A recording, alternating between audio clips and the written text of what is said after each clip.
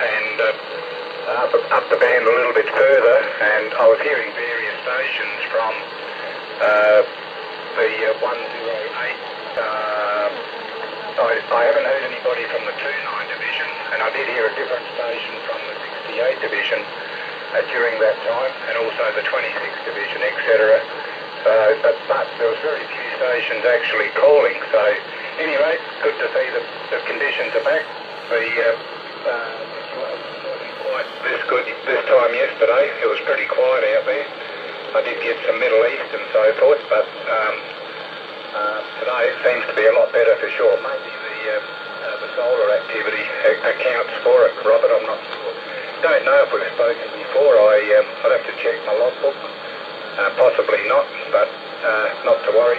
Location this side, you've probably seen it on the internet there.